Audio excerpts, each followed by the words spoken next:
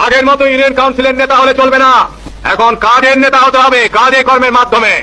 আপনারা জনগণের নেতা হয়েছেন, নির্বাচিত নেতা, আপনাদেরকে সঠিক নেতৃত্ব দিতে হবে। আপনাদের ইউনিয়নে কোনো জমি খালি পড়ে থাকতে পারবে না, রাস্তার দুই পাশে গাছ লাগাতে হবে, শীতকালে গমের চাষের ব্যবস্থা করতে হবে, শস্য ইত্যাদি উৎপাদন বৃদ্ধি করার ব্যবস্থা করতে হবে, ফলের উৎপাদন বৃদ্ধি করতে হবে, শাক সবজির উৎপাদন বৃদ্ধি করতে হবে, বেশি করে শাক সবজি খেতে হবে। এবং আরেকটা উৎপাদন আমরা হাতে নিয়েছি, তুলা উৎপাদন। এই গত শীত মৌসুমে পরীক্ষামূলকভাবে বাংলাদেশের বিভিন্ন অঞ্চলে আমরা তুলা উৎপাদনের কাজ হাতে নিয়েছিলাম এবং সব জায়গায় সফলতা অর্জন হয়েছে। আপনাদেরকে নিজ নিজ এলাকায় আরো অনেক বেশি পরিমাণে তুলা উৎপাদন করতে হবে, যাতে আমরা তুলার চাহিদা দেশের মধ্যে মিটিয়ে ফেলতে পারি। এতে সুবিধা আপনাদের হবে যে ঘরে ঘরে গ্রামে গ্রামে আপনারা তাঁত দিতে পারবেন, নিজেদের কাপড়ের চাহিদা নিজেরাই মিটিয়ে ফেলতে পারবেন, বিদেশ থেকে আর আমদানি করতে হবে না।